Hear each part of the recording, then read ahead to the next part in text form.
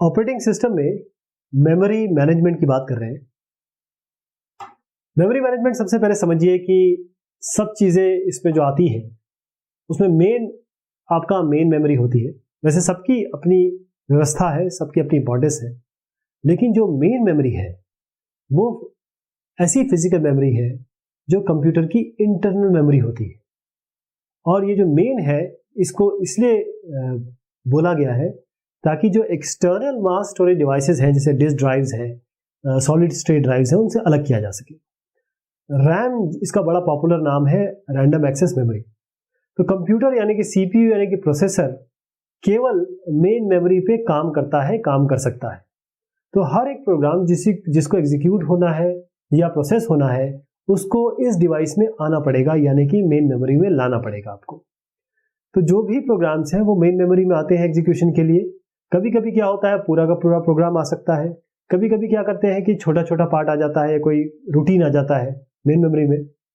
जब भी प्रोग्राम उसे कॉल करे, प्रोग्राम जब कॉल करे तो उसका कोई एक पार्ट आ जाए या कोई रूटीन आ जाए, इसे हम कहते हैं डायनेमिक लोडिंग।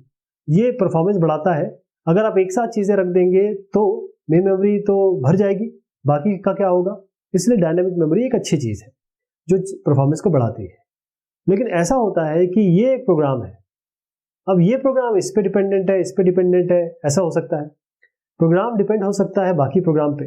इस केस में हम क्या करते हैं, सारे डिपेंडेंट प्रोग्राम को जोड़ने से अच्छा, सबको मेन मेमोरी में लाने से अच्छा, सीपीयू क्या करता है कि इंडिपेंडेंट प्रोग्राम को जब जरूरत हो तब लेके आएगा। अब देखिए, मान लीजिए इनको इसकी जरूरत पड़ी तो ये ले आए, इनकी जरूरत पड़ी ये लाए, इनकी जरूरत पड़ी ये लाए। तो जब जरूरत पड़ी तो इसको ले आए। इसको हम कहते हैं डायनेमिक लिंकिंग। क्या कहते हैं? Dynamic linking.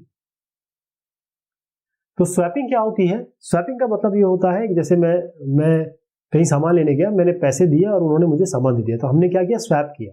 पैसे दिए और उन्होंने मुझे सामान दिया, यही स्वैपिंग यहाँ पर है। स्वैपिंग जो होता है ये बहुत जरूरी चीज है आपके मेन मेमोरी में, ताकि आप प्रोसेस का एग्जीक्यूशन कर सके, प्रोसेस अपना कंप्लीट हो सके।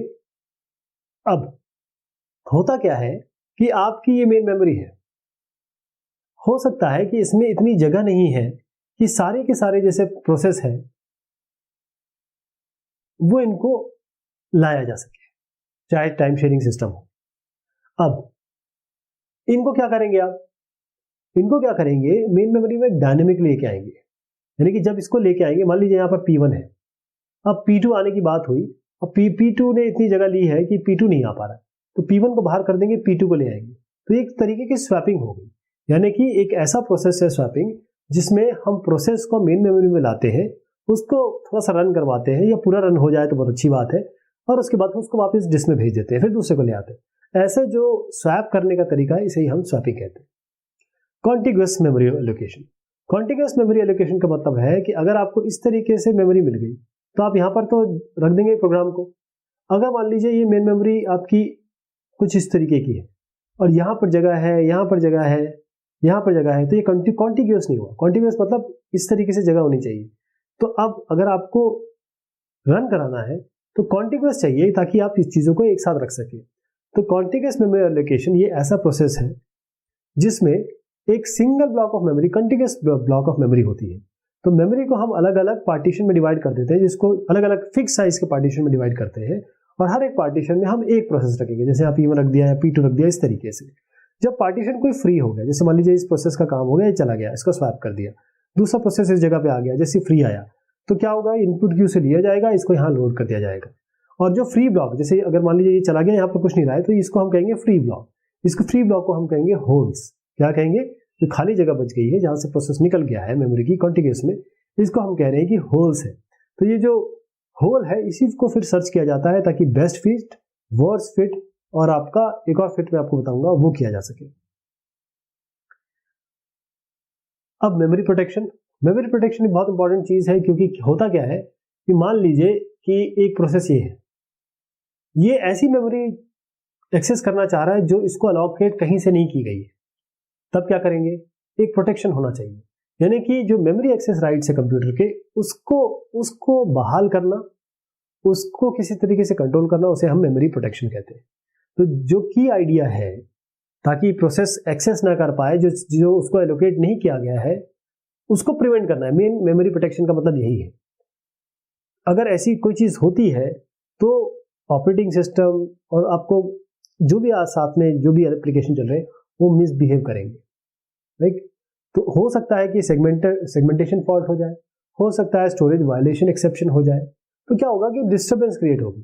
तो फिर आपको क्या करना पड़ेगा, आपने देखा होगा कि आपकी कोई चीज नहीं चलती है तो आप टास्क मैनेजर खोलते हैं, उस प्रोसेस को किल करते हैं, करते नहीं करते उसी चीज को वो क्यों कर रहे होते हैं। हो सकता है ऐसे कुछ सिनेरियो बन गया ऑपरेटिंग सिस्टम के तहत, इस तरीके से मेमोरी मैनेजमेंट नहीं हो पाया कि चीजें आपने कंट्रोल नहीं की, तो मेमोरी प्रोटेक्शन इस चीज को कंट्रोल करता है। अब मेमोरी एलोकेशन समझिएगा। मेमोरी एलोकेशन का मतलब, क्योंकि मैंने यहाँ पर बताया था आपको कि मैं मेमोरी एलोकेशन बताऊंगा आपको, जैसे first fit, best fit, worst fit. इसमें क्या होता है कि अब हमारे पास ये मेमोरी है, इसमें क्या होगा कि ये अलग अलग जगह है। मान लीजिए एक प्रोसेस P1 आया, उसने यहां पर सबसे पहले देखा और वो यहीं पे फिट हो गया, इसने आपने कहा कि ये फिट हो जाएगा, तो P1 यहां फिट कर दिया आपने, इसको कहते हैं फर्स्ट फिट। यानी पहला ऐसा हो जो इतना बड़ा, इतना कम से कम बड़ा हो जिसमें P1 डाल दें। बेस्ट फिट का मतलब क्या होता है, मान लीजिए ये सब खाली है, P1 आया या P2 आया, मान लीजिए P2 ने सबको देखा और देखा कि सबसे कम जगह वेस्ट कहाँ हो रही है, यानी बेस्ट में कहाँ फिट हो सकता हूं, बिग इनफ हो ताकि मैं P2 इसमें समा जाए, इसे हम बेस्ट फिट कहते हैं। वर्स्ट फिट का मतलब थोड़ा सा अलग हो गया कि एक P3 प्रोसेस आएगा, वो सबसे ऐसी जगह देखा जहां मुझे बहुत सारा लेग स्पेस मिले, मेरे पास एक सोफा हो, बहुत बड़ी जगह में ले लूं, तो इसे वर्स्ट फिट कहते हैं। फ्रैगमेंटेशन क्या होता है, फ्रैगमेंटेशन का मतलब समझिए कि एक एक्सटर्नल फ्रैगमेंटेशन होता है, एक इंटरनल फ्रैगमेंटेशन होता है। दो टाइप के आपके फ्रैगमेंटेशन होते हैं। तो फ्रैगमेंटेशन मोस्टली कहां होता है, जहां डायनेमिक मेमोरी एलोकेशन सिस्टम होते हैं, जहां पर अलग अलग फ्री ब्लॉक्स हैं, वो लेकिन है फ्री ब्लॉक्स है, ये नहीं कह रहा हूं मैं कि फ्री ब्लॉक्स नहीं है, लेकिन वो इतने छोटे छोटे हैं कि वो किसी रिक्वेस्ट को सेटिस्फाई नहीं कर सकते। ओके, इसका मतलब ये है कि जो अवेलेबल मेमोरी है, वो मेमोरी तो अवेलेबल है लेकिन उसको यूज नहीं किया जा पा रहा। कैसे, मैं आपको बताता हूं। मान लीजिए आपका ये एक मेमोरी चंक है, ये मेमोरी चंक है, ये मेमोरी चंक है, ये मेमोरी चंक है, ये भी मेमोरी चंक है। अब अगर एक प्रोसेस आता है, उसको कम से कम इतनी जगह चाहिए कि वो इन दोनों को जोड़ के अपना काम कर सके। बस बहुत छोटी सी बात कर रहा हूं, क्योंकि मैं ये भी कह सकता हूं कि ये सारों की जगह चाहिए, लेकिन मान लीजिए उसको ये और ये जगह चाहिए, लेकिन क्योंकि अच्छा ये इसके लिए छोटा हो गया, इसको जोड़ देंगे तो बड़ा हो जाएगा, या इसको जोड़ देंगे तो बड़ा हो जाएगा, लेकिन ये है तो सही मेमोरी हमारे पास खाली, लेकिन ये ऐसी है, कॉन्टिग्यूअस नहीं है कि हम इन दोनों को जोड़ के इसको सेटिस्फाई कर पाए। यानी हमारे पास भोजन तो बना हुआ है, सामने पकवान रखे, लेकिन हम उसे खा नहीं सकते। क्यों? क्योंकि सबको एक साथ खाना है। तो इस सिचुएशन में प्रोसेस को हम लोड करते हैं, रिमूव करते हैं मेमोरी में। होता क्या है कि इसके कारण खाली खाली जगह बन जाती है। जो खाली बन जाती है वो कंटिन्यूअस नहीं है, एक साथ नहीं है, तो वो किसी प्रोसेस को कंप्लीट, मतलब किसी प्रोसेस को पूरा नहीं कर पा रहे हैं। जबकि अगर उनको कंबाइंड देखा जाए तो वो 100 प्रोसेस को केटर कर सकती है, लेकिन वो इतने छितरे पड़े हैं, इतने स्पार्स फैले हुए हैं कि वो पूरी रिक्वायरमेंट नहीं कर सकते। लेकिन उनको कंबाइन कर दिया जाए तो बहुत सारी मेमोरी है। तो इस फिनोमेना को हम कहते हैं एक्सटर्नल फ्रेगमेंटेशन। क्या कहते हैं? External fragmentation. अब आप देखिए, ऐसी भी सिचुएशन हो सकती है जिसमें जो फिजिकल मेमोरी है उसको इस तरीके से तोड़ा जाए फिक्स ब्लॉक्स में, और मेमोरी आपने एलोकेट किया, जो एलोकेट किया वो ब्लॉक साइजेस के हिसाब से किया।